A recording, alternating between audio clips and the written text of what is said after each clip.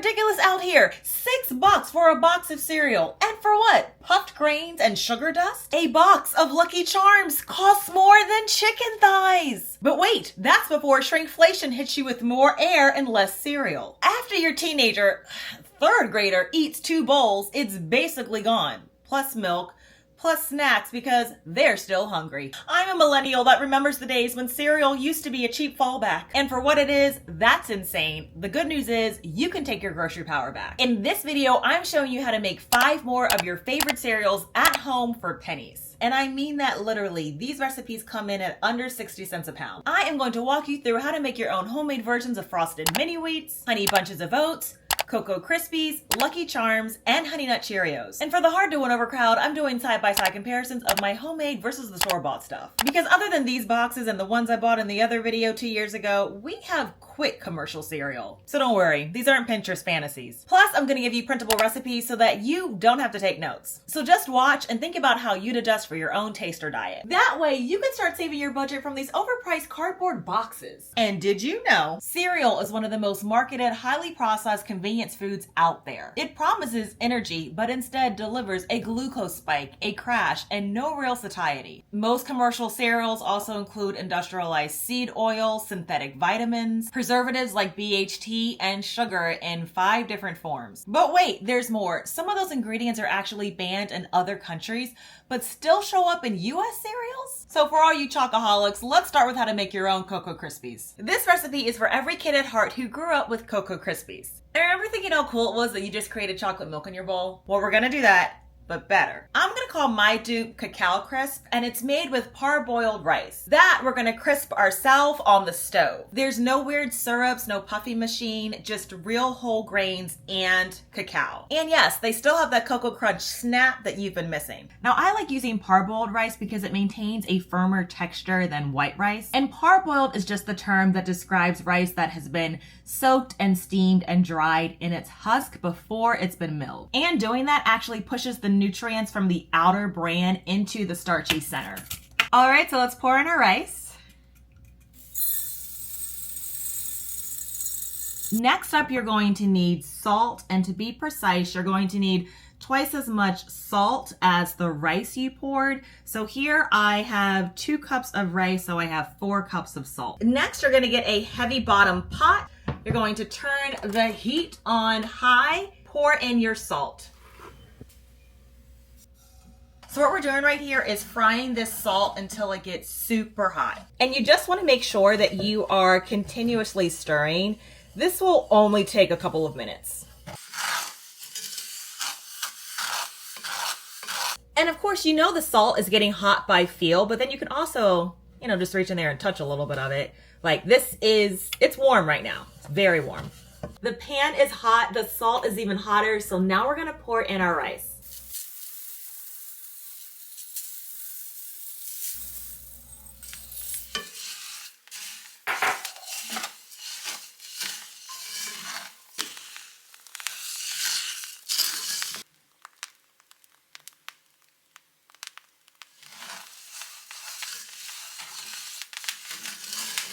And you can start to see here where more of the puffed rice is emerging. Like it no longer looks like the parboiled rice we started with.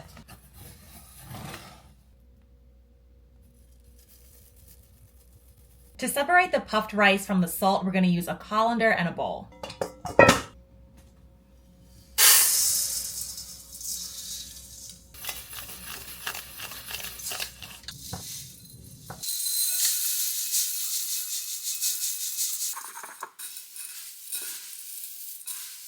Oh, I almost forgot. You can absolutely reuse this salt, which I will do for this recipe or something entirely different. So just like that, you've got puffed rice. Pretty cool trick, right? So as I mentioned earlier, salt conducts heat across the rice and flavors it up a bit. So you can save your oil for something else, but I will show you how to do that in an upcoming recipe. And don't worry, this is not salty tasting at all. In fact, it's still very neutral tasting and plain. And for those of you that are curious about the crunch,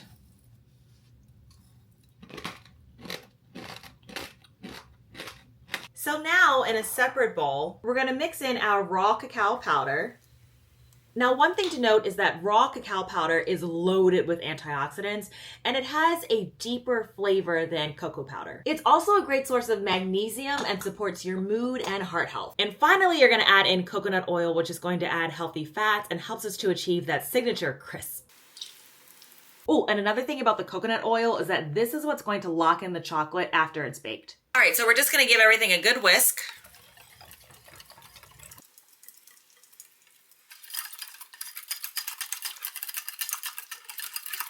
Now we're going to add just a touch of salt, which supports the electrolyte balance.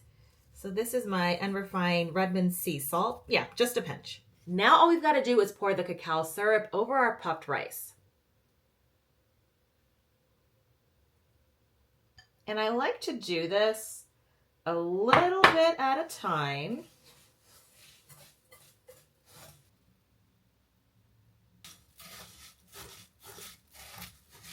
Oh my goodness, if you think this looks great, it smells even better. Now you're gonna need to grab a baking pan and some parchment paper, or for me, I really like using this reusable silicone baking sheet. And you're just gonna pour your mix down in a single layer.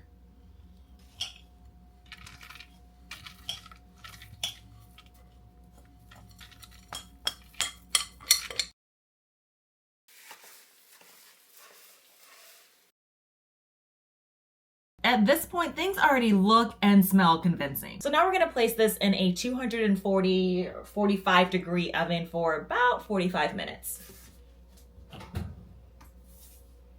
Now, if you're anything like me, you're gonna use this time to multitask, so don't forget to set a timer for 45 minutes because you're gonna wanna come back and stir it like every 15 to 20 minutes. All right, we've got our cold Cacao Crisp. Let's go ahead and add them to our storage container. Now, after seeing how easy it is to make your own Cocoa Krispies, you might be thinking to yourself, wow, have I been paying all this time just for flavored rice? Yeah, I'm telling you, this recipe is the clean cereal upgrade that you didn't even know you needed. This stuff uses processed chocolate syrup and preservatives that we can't pronounce. Meanwhile, our homemade version mimics this crunch and flavor using whole food ingredients at a price point of around $1.50. Now let's go ahead and do our comparison taste test.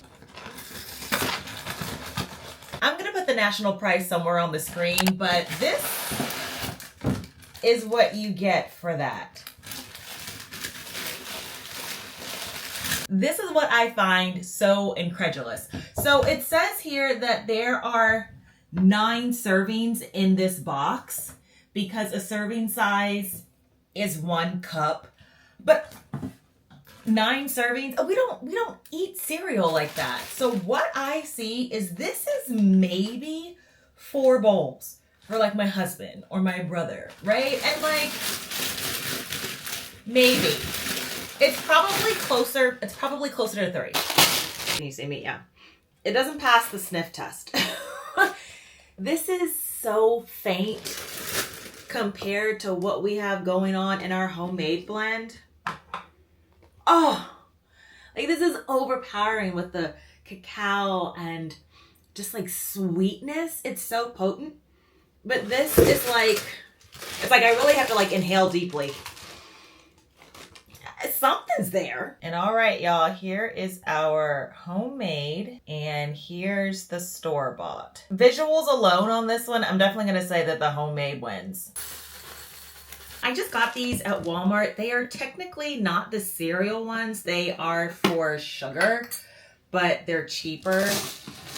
And then when I make homemade cereal, it's really just about this much. Okay, so I'm definitely hearing the snap, crackle, and pop with the store blend. It's pretty silent over here for our homemade version, which is by no means a make or break for me. But our store-bought,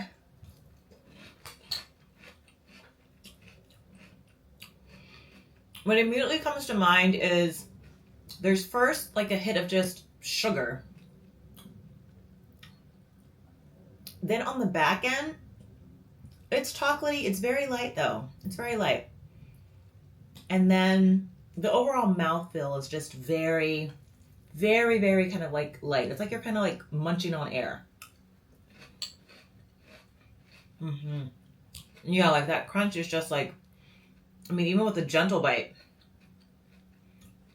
Now remember, other than buying cereal almost 2 years ago for the first video I made about how I make my homemade cereals, I don't eat store-bought cereal, so my taste buds have kind of recalibrated. Yeah, I mean, okay. Now to our homemade.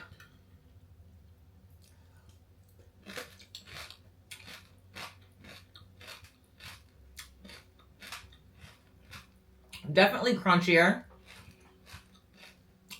I'm getting more of that, like, it's just a hearty bite to it. It's more of that, like, roasted flavor.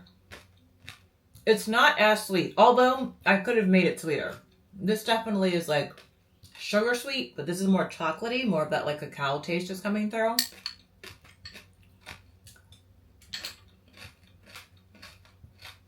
You guys, I would definitely say neck and neck. Obviously, this is healthier, but I prefer this. If this is our first time meeting, hi, I'm Cassandra from the blog, becomingafarmgirl.com, and I'm here to help you cook with what's on sale and season, and better yet, already on your shelf. And don't forget, if you want the cereal recipe cards that you can print and tuck in your recipe box or binder, the link will be in the description box or the pinned comment below. And if you're liking these recipes, I have another video showing you 5 different cereal recipes. And in that video, I show you how to make your own cornflakes, grape nuts, raisin bran, and 2 others. If you want to know another cereal recipe you should be making at home? Honey Nut Cheerios! Or in my house, known as Honey Crunchos. Now in a home kitchen, you can replicate this recipe about 80%. And that's because commercial Cheerios are made with high pressure extrusion and spray coating machines. And I ain't got that around here. You and I are just working with an oven, so you're not gonna get that Cheerio puff. But you're still gonna get that crisp, sweet crunch with clean ingredients. All you need is a mixing bowl, a piping bag, and a little oven time. So let's do this. You're gonna start by beating 1 egg white in a bowl until it's frothy.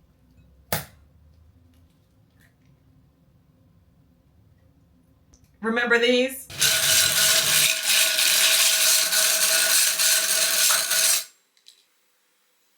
Then you're gonna add in your honey,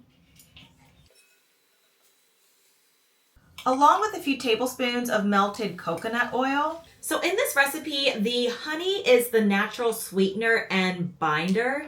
And then also, honey is a little underrated. It's antimicrobial, it's full of enzymes, and it's going to add just enough sweetness without blowing out your blood sugar. You could also use maple syrup if you are plant-based. And we also added the melted coconut oil, which is going to be the perfect balance of crunch and chew. I'm also going to have us add in a splash of vanilla extract because who doesn't want their cereal to smell like cookies? Woo. Perfect. Next, we're going to add in maple syrup, which is lower on the glycemic load than unrefined sugar. Now, in a separate bowl, you're going to combine oat flour. And if you don't have oat flour, but you have oats, just put them in a blender and grind them until they're smooth. Then you're going to add half the amount of almond flour that you used for your oat flour. Then you're going to need arrowroot starch, and sometimes it's called arrowroot flour or powder, but you're most likely going to find it by the brand Bob's Red Mill at your grocery store. And this is what keeps your O's crisp instead of cakey. And if you leave this out, you're going to end up with soft breakfast cookies. So now we're going to pour our wet ingredients into the dry.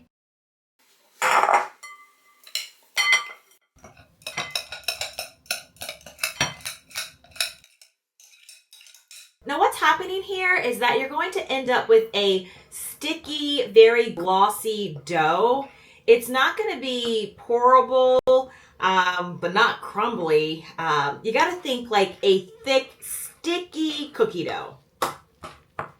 So I'm going to say that this is perfect. This is exactly what you want. But if it's too sticky, you can just chill it for like 10 minutes. And if it's too dry, you'll just add a tiny splash of water. So here's the part that takes a little patience, but it is so worth it. You are going to spoon your mix into a pipette bag, or if you don't have one, just a Ziploc bag.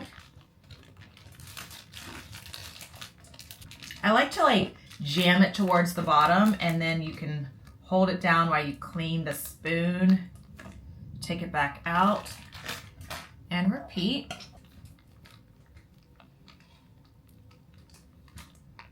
Then grab another reusable baking sheet and snip a tiny little hole in the bottom corner of your bag. This is not going to be precise, but okay. Yeah, let's do that. You're looking for something that will be like a penny-sized amount, and that's what we're going to do. We're just going to pipette out like penny-sized dots on our parchment paper.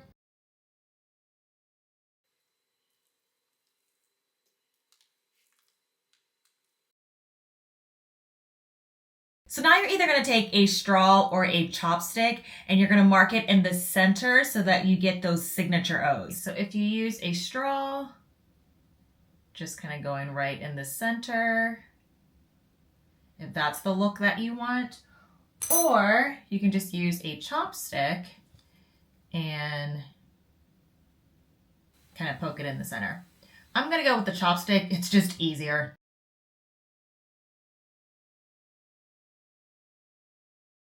Now, shaping each one of these into rings is going to feel like a day-long event.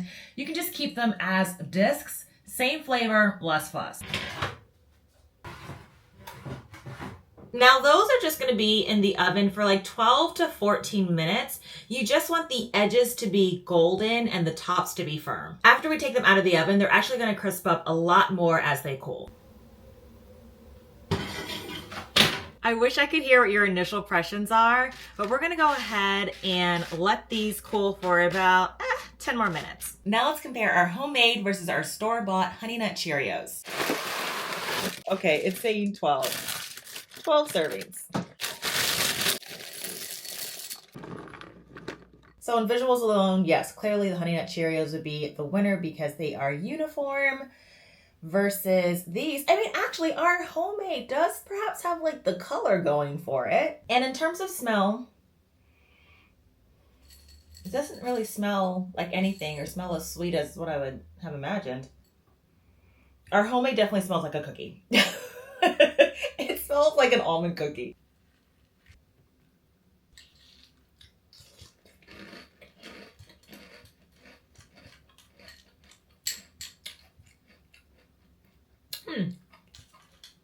It is fun having like all these like little itty bitty pieces kind of like melt in your mouth.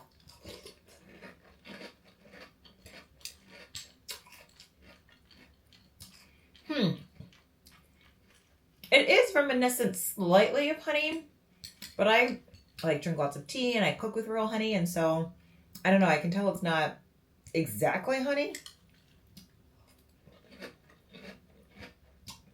But it's not frosted. Yeah, good initial crunch for sure. All right, now let's get to our homemade. So it doesn't have that like hard cereal sound. And it's a bit chewier rather than crunchy, but I really like this. Like this could work if you wanted it to be crunchier. You can kind of mess with some of like the flour to hydration ratios. But this has really good toasted almond and honey flavor because we actually use those real ingredients. So flavor-wise, this tastes like Honey Nut Cheerios. But then if you're going for more of like a crunch factor, it's definitely the Honey Nut Cheerios. Okay, so let's be honest. Frosted shredded mini wheats are basically like the mullet of cereals. Business on the bottom, party on the top. Right? Like you've got this hearty, fibrous bite with that glorious frosting. But today we're making a version that is nutrient dense, it is crisp, and it's freezer friendly. This is my frosted mini stacks recipe. And I call them stacks because we're stacking flavor, fiber, and frosting in every rectangle. No weird preservatives or mystery crunch, so let's get into it. Ooh, but first, here's why we can't exactly replicate this recipe. So these frosted mini wheats are made from steam spun wheat strands that are layered into bricks with precision equipment. And there's no type of equipment available to the home cook on the market that would do anything close to that. So my version is mimicking that crunch and glaze in a whole food format. This recipe starts off with some whole wheat flour. Now the whole wheat flour is going to give us that classic grainy chew. It's also rich in B vitamins and fiber. Then we're gonna add a half a cup of oat flour to soften the structure a bit, because if you've ever had cereal that cuts to the roof of your mouth, yeah, we're not doing that. Next, we're gonna add some ground flax, which is quite the overachiever. So flax contains fiber, omega-3s, plus it's going to help bind the dough a little bit. And then we're gonna add a pinch of sea salt just to round out the flavor a bit. Now we're gonna go ahead and add in our wet ingredients, and we're gonna start with some warm water. Again, warm, not hot, not cold, just warm enough to help everything come together. Next, you'll add a little bit of oil. I recommend olive or avocado oil. Now, either works, but I really like or prefer avocado oil for this recipe, just to keep that kind of neutral, buttery profile. All right, let's go ahead and mix our dough. And we're aiming for like a soft Play-Doh style texture, not sticky, not crumbly. If it feels too dry, just add a splash more water. And then if it's too wet, you'll just dust with a little bit more flour. Yeah, see, this dough is looking kind of thirsty, so let's go ahead and add just a little more water at a time. Okay, yeah, this is starting to look and feel much better. Okay, so this is perfect. This is what we want. And once it's all mixed, we're going to cover this with a clean towel, or you can use a plate. And you're going to want to allow this to rest for 10 minutes. And you can think of this as letting your dough take a little power nap. And it's just gonna make it way easier to roll out. Now let me show you how easy it is to whip up this frosting. You're gonna wanna use powdered coconut sugar or monk fruit. Both are lower on the glycemic index, but are still gonna give you that, like that frosted glaze look. Next up, you're gonna use some vanilla extract for that bakery level flavor. Now we're just gonna add a little bit of milk, or you could even use coconut cream if you wanted a dairy-free boost. Oh yeah, this looks familiar, right? All right, so now's the fun part, rolling things out. And you're going to want it like thinner than a tortilla, but thicker than a cracker. So like, I guess that's around like 1/8 of an inch thick. I mean, it doesn't have to be precise, but whatever thickness, you want it to be the same throughout. All right, so we've rolled our dough out here, and now you can just use a butter knife, but I'm using a pizza cutter, and you're going to score it into rectangles. Now, I feel like this is the part where I'm gonna have to remind some of y'all that this is not an HGTV kitchen. Y'all are in a real woman's house. And so these are not going to be perfect, nor do they need to be. What I'm going to end up doing is, as long as the thinness is the same, like you can have this little like jagged continent looking outline, because you're just gonna roll it up into a ball of dough, roll it out again, you know, and then do the same thing until you don't have any dough left. So cut yourself some slack, it's fine. Like the taste is going to be there. And I think all those imperfections are just signs that it's homemade. And there are only a few of us that are making cereal from scratch these days.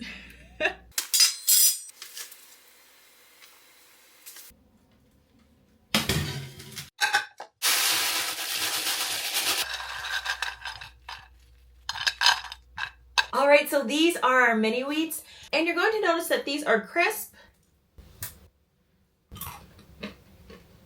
Yet they still have this really good chew to them. It's kind of like when you have the frosted shredded mini wheat in your mouth and you're just chomping down, like you're getting that really good jaw exercise. This is it. Now all that's left to do is to glaze our mini wheats. And so for this part, you're just going to brush the glaze lightly over each piece. And you don't need a ton, just enough to catch the light and to give it that sweet snap when it dries. Now let's taste test our homemade versus our store-bought frosted mini wheats.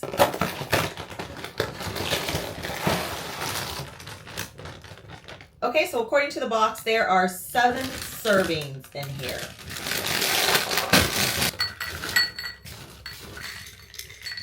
So visually, I would definitely say it is the store-bought, right? Because everything is so uniform and precise versus clearly, right, the handmade. Now, when it comes to the smell, like, I can't really smell anything on here. I'm not smelling the sugar or this side. It's pretty neutral. And then here, yeah, I am smelling the icing. So that's really sweet. Other than that, that's all I'm really smelling. Now let's pour over some milk.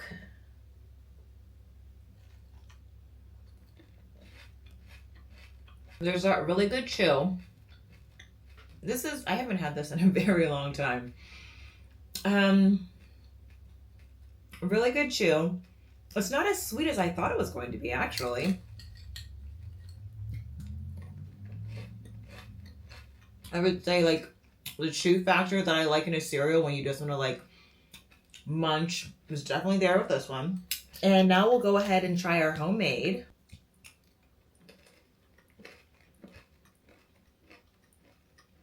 There's still a really good crunch there.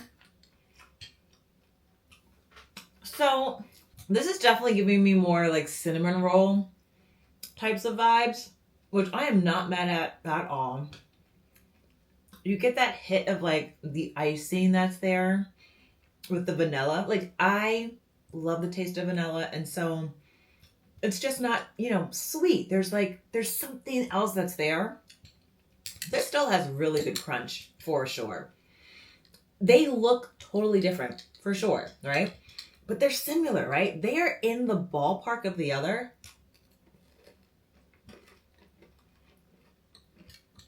Right? And so, yeah. I mean, definitely they take a little work to make, but these are really good. Ah, Honey Bunches of Oats. Another little rascal recipe you can make yourself. And I used to live for this honey glazed crunch until I started to look at the ingredients and realized it ain't as healthy as you think it is. So today we are making a version that I call Honey Cluster Crunch. It's crunchy, it's sweet, it's a little toasty, and totally pantry friendly. And also, if you don't have all these ingredients, it is absolutely okay. You have to think of this recipe like a granola meets a cereal base. So just swap the nuts or seeds depending on what you have. You're gonna need to start this recipe with a big old mixing bowl. And to that, we're gonna add some rolled oats. And these oats are gonna help add that classic chew. We're also gonna add some puffed rice for that lightness and pop crunch. If you have rice cakes, throw them in here. I don't know, they just add to like all of like the texture combinations that we've got going on here. Plus, rice cakes are really affordable. I think I'm gonna add maybe like 2. We're also gonna add some sliced almonds for protein and texture. We're also gonna add in some unsweetened coconut flakes. Sweetheart, not the shredded stuff. You really wanna go for the flakes because they are going to toast up beautifully. Next up, I'm gonna add some whole flax seeds, and they just help to bind the clusters, and they also sneak in some omega-3s. And using that same logic, we're gonna add a sprinkling of chia seeds.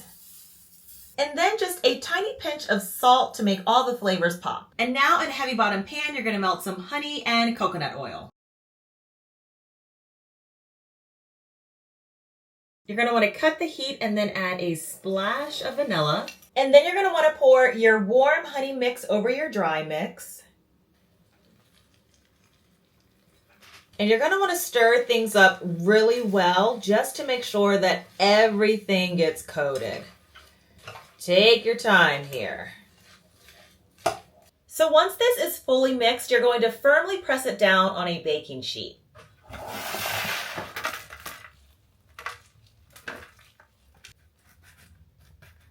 So here is a pro tip. At this stage, you're going to want to firmly press this down into your baking sheet. And you can either use, your hands or a spatula or even the bottom of a glass, because pressing is what equals those clusters. Otherwise, you're just going to have a tasty, loose granola. I mean, which is fine, but we're here for the chunks. And at this point, it is perfectly acceptable to lick the back of your spoon. This is delicious and healthy.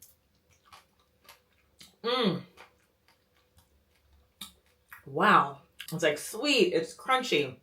You have the little chia crunch and the flaxseed crunch, and then the coconut flakes are just, Yes, we're going to bake at 325 for about 15 minutes.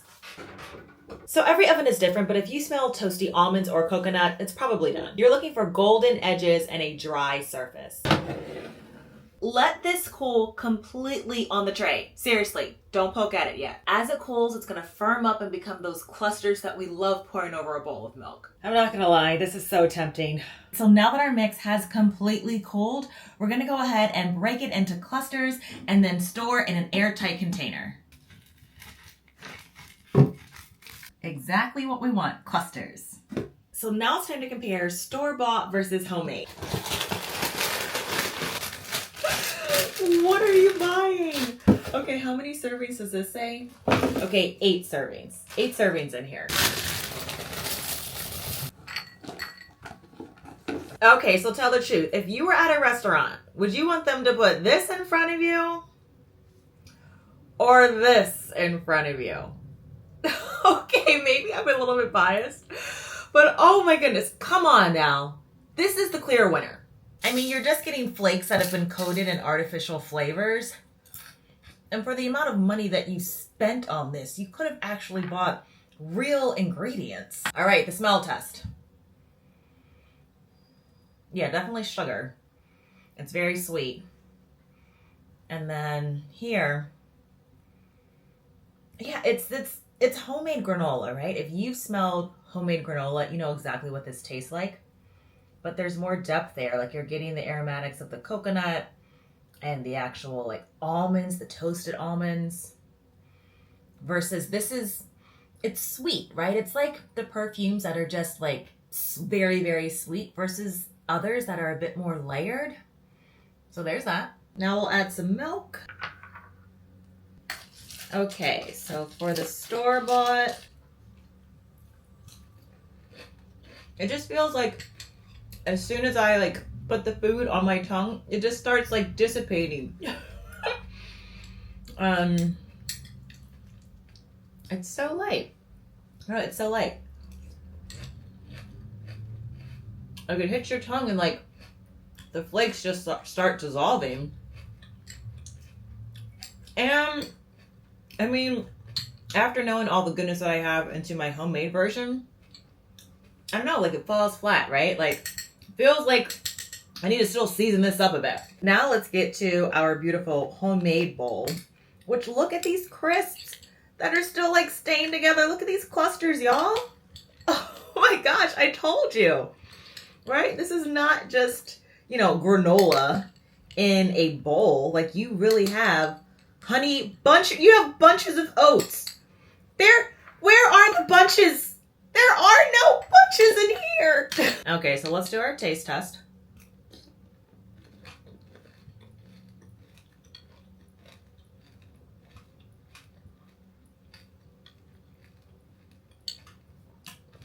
As you can see, it takes me a moment because you're chewing through real food. It's just so good. It's fun, like, biting down into the chia seeds. I can't taste the flax. The real, like, maple or honey that we used in here is coming through. I love having the coconut added. Slam dunk.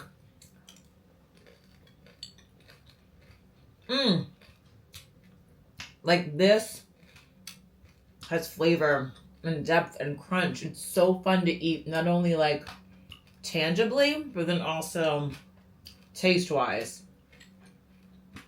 Really good. So it turns out that marshmallows are getting a pretty bad rap because they can actually be very healthy. And you cannot say that about the marshmallows in here. So let me show you the ingredients that we're going to be using. And first up is marshmallow root, which isn't just a fun name. It's a traditional herb that's been used for ages to soothe digestion and coat the throat. We're gonna steep a 1/4 cup of this into a tea that becomes the base for our marshmallows. And by the way, if you can only find it or if you already have it in root form, that's fine, but you will need to turn it into a powder.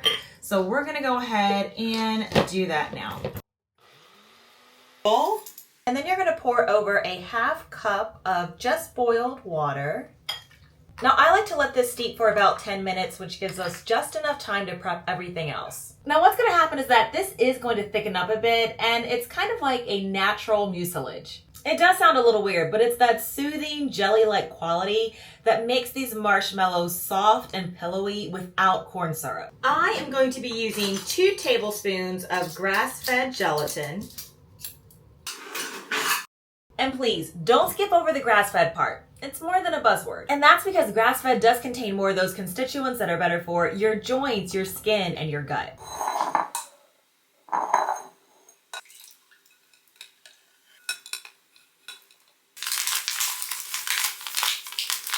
Now we're going to sprinkle our 2 tablespoons of gelatin right over our strained tea and just let this bloom. Now what happens in this step is that things are going to start to get thick and kind of jiggly, and you're going to start to notice some of those classic marshmallow air pockets. Now in this saucepan, I'm going to add our honey, but you could also use maple syrup if you want a lighter flavor. And we're gonna heat our honey until it reaches 240 degrees, which is also known as the softball stage. And so while that's going, go ahead and grab your mixing beaters.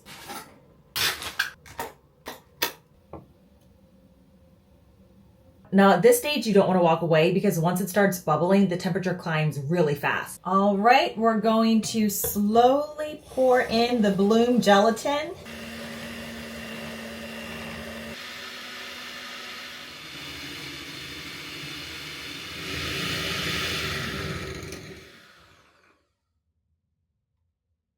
Right now is the perfect time to add a little pinch of your natural color powder. Think beetroot for pink, or turmeric for yellow, spirulina for green, and even blueberry powder if you want to add a little bit of that lavender color. So I'm just going to sprinkle this in.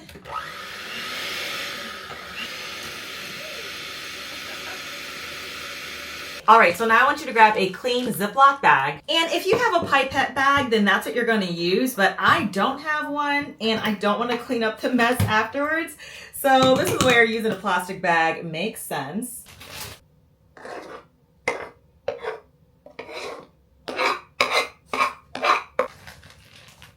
So now it's time to dry our fluff out, and this will absolutely air dry over the next 24 to 36 hours. And that is absolutely great if your kitchen is dry, or you can use a dehydrator at the lowest setting. Now mine, and most dehydrators, go down to 95 degrees, which will be perfect over the next 8 to 12 hours. Since I also make my own fruit roll-ups and other sticky stuff like marshmallows, getting these type of silicone trays was the best. So now we're just gonna snip off a teeny tiny hole.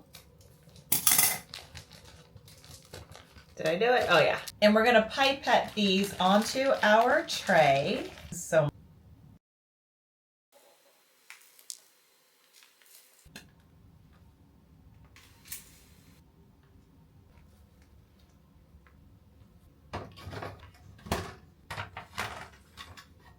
Alright, so I did have some left over that I did not need to make this tiny just for the purposes of cereal. So I put them inside of this glass pan and I'm just going to let them air dry. These are going to be perfect for our warm beverages, so like hot cocoa or tea.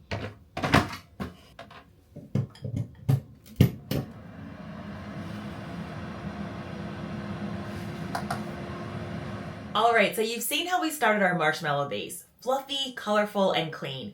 But now we need to get to our frosted cereal base. So in a mixing bowl, we're gonna start off with the dry crew. We're gonna start with oat flour, which is gonna give us that soft, lightly sweet base without any gluten, and this is going to bake up beautifully. Then you're going to add half the amount of almond flour, which adds richness and just the right amount of fat for that crispy edge. Next, you're gonna add like a fingernail amount of baking soda, which just means not too much, right? Like, we're not trying to make cookies, we just need a little lift. And finally, about the same amount of sea salt, because sweet needs balance and salt makes everything pop. We're going to start off with some melted coconut oil. And remember, the melted coconut oil is what helps everything to bind and bake to a crisp. And then you're going to add in some maple syrup, and this is what's going to give you that caramel sweetness that helps with browning. followed by 1 egg white, which is going to act as our binding. We're also going to use arrowroot starch, and again, you don't want to skip this because it's the secret to that slightly chewy center and then the crispy outside. And lastly, a splash of vanilla extract.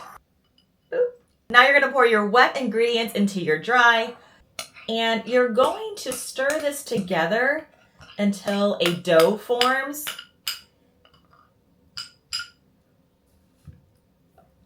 Now this dough is going to be soft, slightly sticky, kind of like a cross between cookie dough and Play-Doh. Okay, so here's the fun and slightly tedious part. You are going to roll this dough out into tiny balls, about a blueberry size, and then you can use a toothpick or a skewer or even a straw to poke a hole through the center and then gently widen it into an O shape. But if you're like me and you are not interested in making tiny O's or moons, you can just leave them as a disc shape. They are still going to taste amazing, and in future you won't know the difference when the milk hits the bowl. But right now we're gonna add these to a 300-degree oven for about 18 minutes.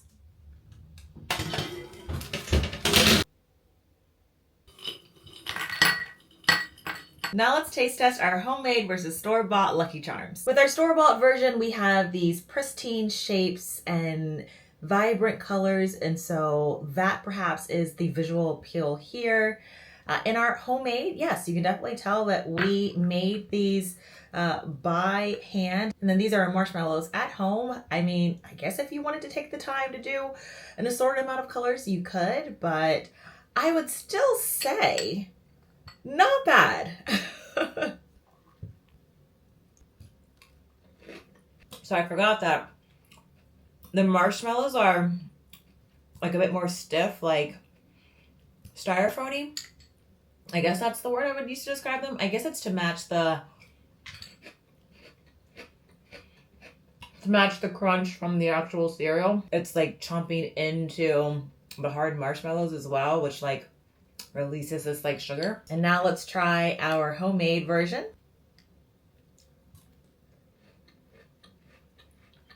Still really good crunch. It's the actual like cereal in this recipe that stands out, and it is sweet. It's really good. It's definitely like denser.